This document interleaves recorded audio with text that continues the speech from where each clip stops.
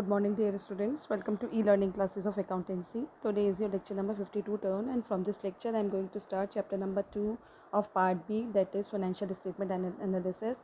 In this lecture I will cover all the topics of this chapter, that is meaning and definitions of definition, objectives, types or methods, and importance. Now see meaning and definition of financial statement.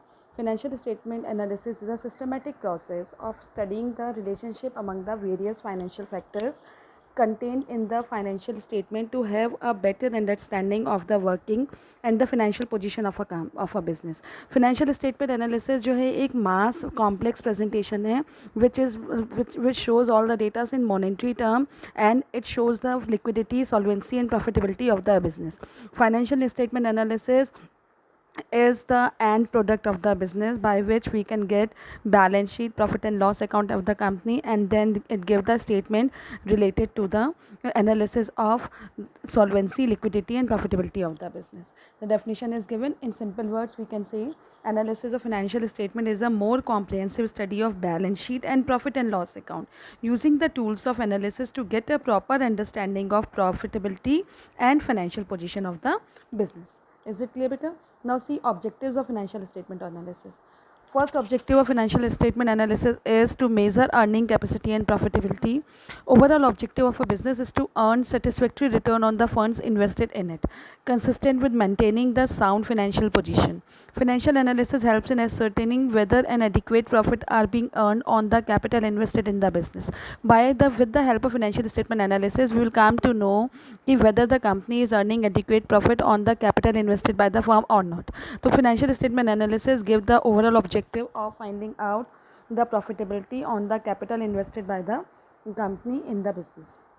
Then to measure the solvency, financial analysis measure the solvency of the business, and it ascertained from financial analysis that the business is in position to pay its short term and long term liabilities in time. Financial statement analysis help करता है solvency को check करने के लिए, और हम long term और short term debts को टाइमली पे कर पा रहे हैं नहीं कर पा रहे हैं, ये सारी चीज़ें भी आपको किससे पता चलती हैं? By the financial statement analysis. Then to measure financial strength, financial analysis assess the financial potential of the business and helps in providing the information related to financial strength for purchase of new machinery, and it is based on the contribution of the business how much funds can be raised from external sources. Financial statement analysis हमें ये बता देता है कि हमारी company की strength क्या है, और इसके थ्रू हमें ये पता चलता है कि whether we can purchase new machinery, tools, equipments और नॉट, हमारे पास कितना फंड्स है जिसको हम रेज कर रहे हैं, और एक्सटर्नल सोर्सेज और इंटरनल सोर्सेज के थ्रू हमारे पास क्या फंड्स आया है, वो सारी चीज़ें कौन बताता है? फाइनेंशियल स्टेटमेंट एनालिसिस बताता है. Then to make comparative study with other firms, with the help of financial statement analysis हम अपनी कंपनी के डेटा को दूसरी फर्म के साथ कंपेयर कर सकते हैं. इससे हम ये फाइंड आउट कर सकते हैं कि हमारी sale, expenses, profitability in comparison of other firms क्या है, ठीक है या नहीं है, और whether our firm is growing और नॉट. ये सारी चीज़ें हम किसके थ्रू फाइंड आउट कर सकते हैं बेटा? By the financial statement analysis. Now number 5 is to identify trend of the business. Business trend वो स्ट्रेंथ होती है, वो लेआउट होता है जिसके थ्रू हमें ये पता चलता है कि बिजनेस हमारी ग्रोथ पोजीशन में है या नहीं है. हाँ, तो इसमें with the help of financial statement analysis हम 2 और 3 मोर ईयर्स के डेटास को कंपेयर करते हैं और ये फाइंड आउट करते हैं कि हमारा बिजनेस किस डायरेक्शन में जा रहा है. फाइनेंशियल स्टेटमेंट एनालिसिस हमें बताता है कि whether our business is progressive or not. Then 6, to judge the efficiency of management. The purpose of financial analysis is to judge that the financial policies adopted by the management are proper or not. By financial statement analysis हम ये जज कर लेते हैं कि हमारी जो financial policies हैं जो मैनेजमेंट में अडॉप्ट करी हैं वो सही या नहीं है. हमारा एक्चुअल रेशियो जो जिसके थ्रू हमें पता चल जाता है कि कंपनी की पॉलिसीज इफिशिएंट है या नहीं, उसके थ्रू हम ये फाइंड आउट कर लेते हैं कि whether our company is getting profitability और नॉट, और whether the efficiency of management is good और not. Now see types or methods of financial statement analysis. Financial statement analysis can be of following types. Financial statement analysis कई types में divided है. Number 1 is external analysis. External analysis ये outsiders करते हैं, जो parties होती हैं वो check करते हैं company के datas को. This analysis is made by the parties who are outsiders for the business. जो outsiders हैं business की वो analysis करते हैं, और इन parties में आपके investors, bank, financial institutions, creditors, government agencies आ जाती हैं. ये parties आपको check करती हैं, detail analysis करती हैं कंपनी की कि किस तरीके से कंपनी अपना लिमिटेड पर्पस सर्व कर रही है या नहीं कर रही है. और ये जो स्टेटमेंट है ये हर एक के लिए अलग अलग होता है. जो आपके एक्सटर्नल एनालिसिस के थ्रू जो एक्सटर्नल यूजर्स होते हैं वो कंपनी के डेटा को सर्च करते हैं, और by with the help of that they can come to know कि whether the company is in profit position और not. Then number 2 is internal analysis. Internal analysis वो पर्सन करते हैं जो बिजनेस की डिटेल एनालिसिस कराते हैं. These are the management of the firm. जो ये फर्म के मैनेजर्स हैं, इनका मेन ऑब्जेक्टिव क्या होता है कि फाइंड आउट करना कि weather company is getting profit और नॉट, और अप्रोप्रिएट फाइनेंशियल डिसीजन इसी के थ्रू फाइंड आउट करते हैं. तो इंटरनल असेसमेंट बिजनेस का इंटरनल एनालिसिस है, और आउटसाइडर्स जो बिजनेस का असेसमेंट करते हैं, it is called external analysis. Now number 3 is horizontal analysis.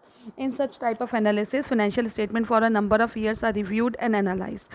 Figures for 2 or more years are contained in such type of analysis, and these figures are placed side by side to facilitate comparison. Horizontal analysis current year के data का last year के data से comparison कराता है. इसके through हमें ये find out होता है कि हमारा एब्सोल्यूट इंक्रीज या डिक्रीज क्या है. It is in the form of percentage as well as in the form of absolute figure, कि हमारी कंपनी लास्ट ईयर कंपनी की एसेट्स क्या थी, करंट ईयर में क्या चेंजेस है, इंक्रीज हुआ, डिक्रीज हुआ, क्या परसेंटेज से इंक्रीज हुआ. ऑल दिस थिंग्स सेम ऐसे for liabilities, for capital, everything we find out in comparison form from last year data in this horizontal analysis. The next is vertical analysis. In such type of analysis, financial statements for the single year or on a particular data reviewed and analyzed with the help of proper devices. Vertical analysis में हम single year data का comparison करते हैं, और इसमें हम ratios find out करते हैं कि वेदर हमारी, देखो फॉर एग्जांपल हम करंट एसेट्स का कंपैरिजन करेंगे टू टोटल एसेट्स, कि टोटल एसेट्स में करंट एसेट्स का कितना रेशियो है, हम ये फाइंड आउट करेंगे. फॉर एग्जांपल हम लाइबिलिटीज़ को फाइंड आउट करेंगे इक्विटी एंड लाइबिलिटीज़ के टोटल से, कि whether the what is the percentage of liabilities in the business. It means ये आपका जो है करंट ईयर के एनालिसिस करता है विद कंप्लीट रेशियोज़, और इसमें जो हम परसेंटेज को मानते हैं इट इज़ इक्विवेलेंट टू 100, और जो भी स्टेटमेंट कंटेन करता है उसका मेन एम क्या होता है, और इसके थ्रू जो हम स्टेटमेंट बनाते हैं that is known as common size statement.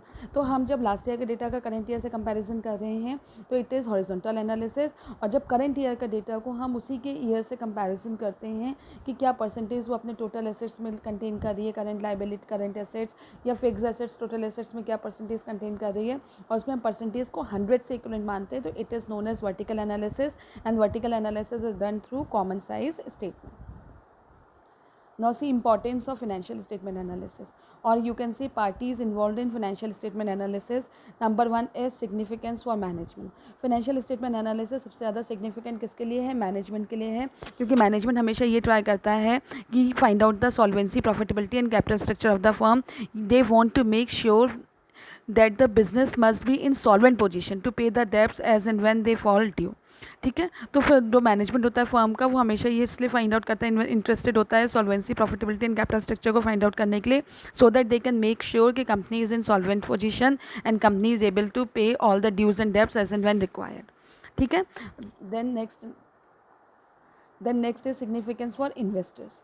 Investors वो होते हैं जो कंपनी में पैसा लगाते हैं, they are the shareholders of the firm, they are the investors of the firm, और ये बिजनेस की लॉन्गिविटी को देखते हैं कि बिजनेस कितने लॉन्ग रन तक चल रहा है. तो दे वांट टू नो, इसलिए they want to know the earning capacity of the business. इसके थ्रू उनको ये पता चल जाता है कि बिजनेस का फ्यूचर ग्रोथ एंड प्रॉस्पेक्ट्स क्या है, अब तभी वो एसेस करते हैं बिजनेस की कैपेसिटी को, और कि वो अर्न पे कर पाएंगे, और डिविडेंड का रेट फाइंड आउट करते हैं whether they are able to pay the dividend और नॉट, तभी वो कंपनी में पैसा लगाने की कोशिश करते हैं. Is it clear?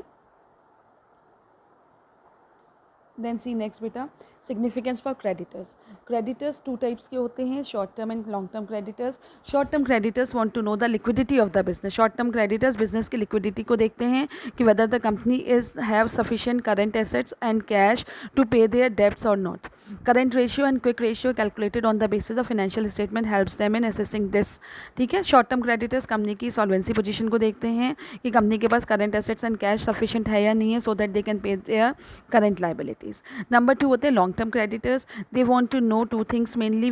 Number 1 whether the company will be able to pay the interest consistently और नो, क्योंकि ये लंबे समय तक बिजनेस में पैसा लगाते हैं, तो ये फाइंड आउट करते हैं कि क्या कंपनी लगातार इंटरेस्ट पे करने के लिए एलिजिबल है या नहीं है. Number 2 whether the company will be able to pay the debts when they fall due, और कंपनी अपनी मैच्योरिटी पीरियड पे डेब्ट्स को पे कर पाएगी नहीं कर पाएगी. They want to know this. तो short term creditors and long term creditors want to know the solvency and liquidity position of the company, and long term creditors company की consistency को check करता है कि whether the company is able to pay interest consistently और not. Then number 4 is significance for government. Government can judge on the basis of analysis of financial statement which industry is progressing on the desired lines and which industry needs the financial help.